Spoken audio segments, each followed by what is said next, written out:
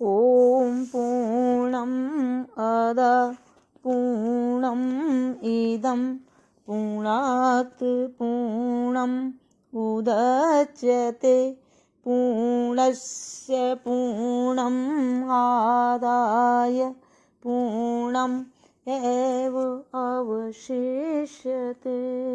ओम शांति शांति शांति। प्रणाम भगवान।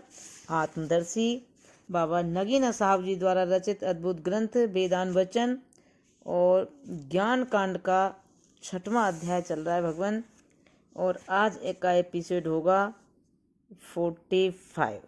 तो अब यहाँ से प्रारंभ करते हैं भगवान आगे।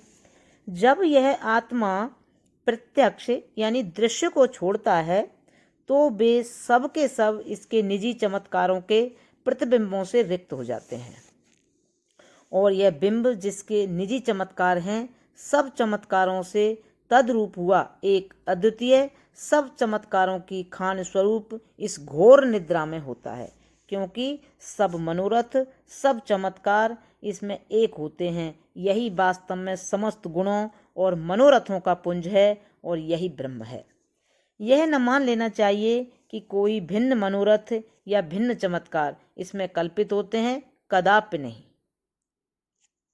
वरन सब चमत्कार सब संकल्प इसके निजी हैं।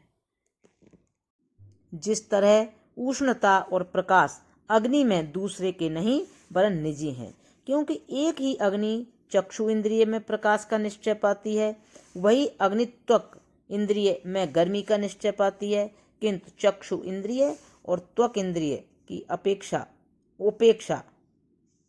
त्वक इंद्रिय की अपेक्षा त्वक इंद्रिय की अपेक्षा यानी उपाधि के बिना एक ही अग्नि है। गर्मी और प्रकाश तथा अग्नि कोई भिन्न भिन्न कल्पित गुण नहीं। इसी तरह एक ही आत्मा नेत्र में दृष्टि, कान में श्रवण, जिह्वा में स्वाद, मन में निश्चय की शब्दावली से बोला जाता है, किंतु जब घोर निद्रा यानी सुषुप्ति में जब ये प्रकट स्थान विद्यमान नहीं होते तो अकेली अग्नि के समान समस्त चमत्कारों का पुंज एकम एव अद्वितीयम अपने स्वरूप में प्रकटतर होता है। परंतु जब तक प्राण और मानवीय अंतःकरण का मानवीय शरीर में कर्म भोग के कारण संबंध है, उन प्रारब्ध भोग समाप्ति तक इसका आविर्भाव जागृत स्वप्न सुषुप्ति में होता सा दिखाई देता है। वास्तव में यह एक है। जैसा एक मनुष्य के शरीर में प्रकट होता है उसी तरह दूसरे शरीरों में चमकता है, और जैसे मनुष्य के शरीर में प्रकट होता है उसी तरह मानवीय शरीर तो क्या वरन पितर, गंधर्व, देवता, प्रजापति और ब्रह्मा के शरीरों में भी चमकता है। किंतु मानवीय शरीर में पैतृक कर्मों के कारण जितने साधन यानी करण एकत्र हुए हैं उसमें इसके उतने ही संक्षिप्त चमत्कार प्रकट होते हैं। पितरों के शरीरों में उससे बढ़कर चमत्कारों के साधन यानी करण हैं, इसलिए इसके अधिक चमत्कार वहां प्रकट होते हैं, इसके अधिक। और फिर गंधर्व और देवताओं के शरीर उनसे भी अधिक साधन रखते हैं, उनमें उनकी अपेक्षा भी अधिक इसके चमत्कार प्रकट होते हैं। ब्रह्मलोक में सबसे बढ़कर साधन है, उससे बढ़कर दूसरों में नहीं, इसलिए ब्रह्मा के शरीर में सत्य संकल्प, सत्य काम, पूर्ण स्वतंत्र और परम शक्तिमान इनके चमत्कार प्रकट होते हैं।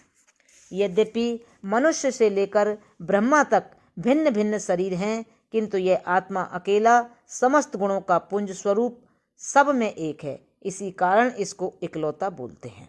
और प्रत्यक्ष में मनुष्य जिस जिस उपाधि व्यक्त में इसका ज्यों चमत्कार देखता है उसे उसी उपाधि का चमत्कार गुमान करता नाना प्रकार के चमत्कार देखता है, और एक लोक का दूसरे लोक से न्यूनाधिक ख्याल करता, निकम्मे लोक निकम्मे भोग में हानि देखता, बड़े लोक बड़े भोग की कामना करता, उसके मिलने के लिए कर्म करता है।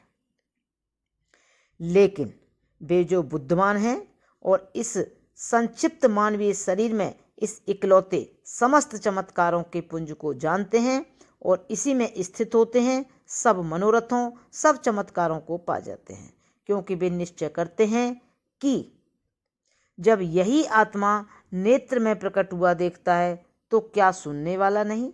यदि यह सुनने वाला न होता तो क्यों कर कानों में आया सुनता? यदि कानों में सुनता है तो क्या देखने वाला नहीं? निस्संदेह है, क्योंकि यदि देखने वाला होता तो क्यों कर आंख में आया देख सकता? निदान: क्या आंख, क्या कान, क्या नाक, क्या मुख, क्या शरीर, क्या त्वक भिन्न भिन्न रूपों व उपाधियों में आया हुआ देव देखता, सुनता, सूंघता, चखता और छूता होता है। यद्यपि छोटे रूप यानी उपाधि दूसरे के चमत्कारों के आवरण हो जाते हैं, इसलिए एक रूप उपाधि में एक ही चमत्कार इसका प्रकट होता है, दूसरे चमत्कार प्रकट नहीं होते। तो भी सब कमाल इसके निजी हैं, तो भी सब चमत्कार इसके निजी हैं, किसी रूप व उपाधि में भी दूर नहीं हो जाते। इसलिए जागृत में जब यह आंख के भीतर होता है तो यद्यपि केवल देखता है और आंख पुरुष कहलाता है, परंतु उसी तरह इसे सब चमत्कार प्राप्त हैं और बुद्धिमान आंख पुरुष में भी इसे उन्हीं चमत्कारों से जो ब्रह्मलोक में विद्यमान होते हैं पहचानते हैं और इसी आंख पुरुष की उपासना करते हैं। फिर चूंकि जब कान में बैठकर सुनता है देखता नहीं, तो यद्यपि प्रत्यक्ष में केवल कान पुरुष सुनने का कमाल देखता है, दूसरे चमत्कारों या कमालों को नहीं देखता, परंतु भीतर में बुद्धिमान इसे कानों में भी सारे कमालों से पूर्ण पहचानते नाक पुरुष, जिह्वा पुरुष इत्यादि को स्थूलदर्शी इंद्रिय अथवा ज्ञानेंद्रिय जानता उसे दूषित ख्याल करता है, किंतु सूक्ष्मदर्शी पुरुष क्या नाक पुरुष, क्या जिह्वा पुरुष सबको सब स्थान में कमालों से पूर्ण पहचानते ब्रह्मरूप करके इसकी उपासना करते हैं।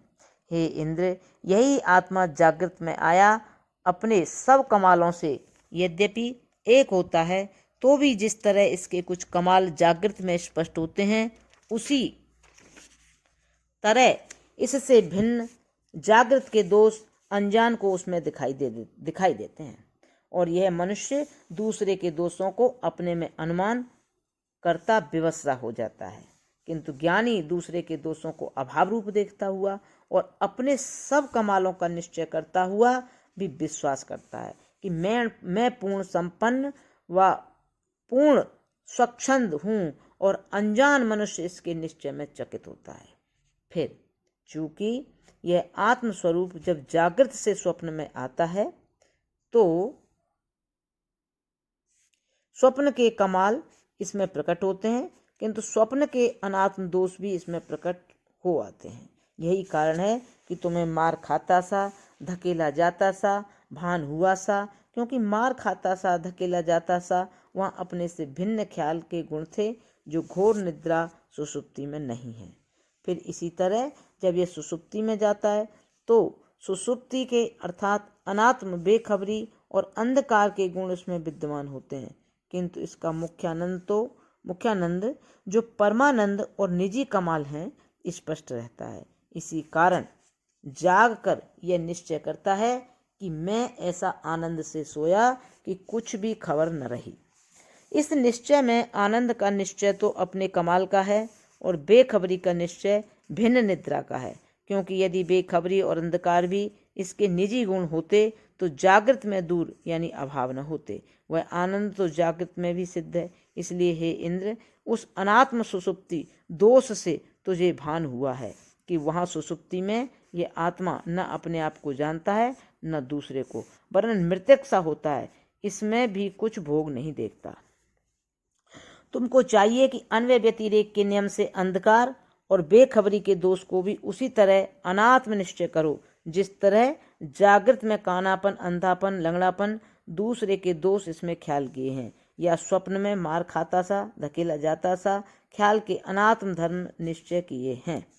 हे इंद्र, अधिक विस्तार होता है। संक्षेप से यह कि यह शरीर मरने वाला बल्कि ठीक मृत्यु रूप है और समस्त दोषों का पुंज है, जिस तरह यह आत्मा सारे चमत्कारों का पुंज है।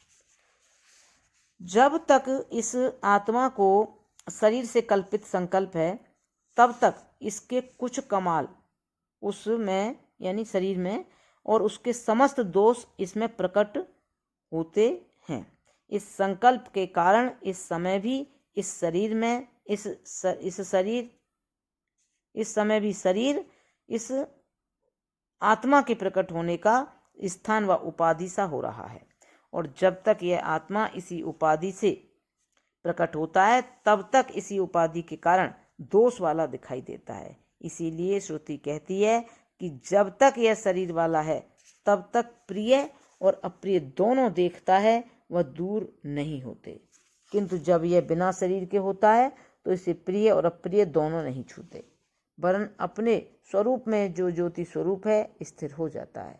अब अशरीरी होना इसका दो प्रकार का है, या तो यह केवल विवेक और ज्ञान से अशरीरी होता है या मृत्यु से, क्योंकि हम लिखाए हैं कि आत्मा का संबंध अंतःकरण और शरीर में से कल्पित है, और शरीर से अंतःकरण का संबंध कर्म भोगों के कारण से है, और आत्मा के प्रतिबिंब का अंतःकरण से संबंध सह उत्पत्ति का है।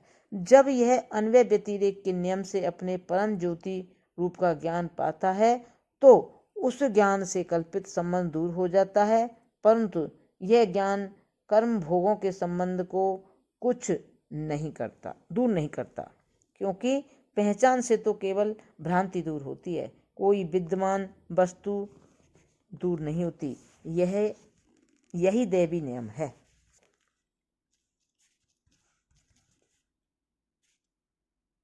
प्रणाम भगवान। अब यहाँ से आगे कर ले लेंगे। ओम शांति शांति शांति।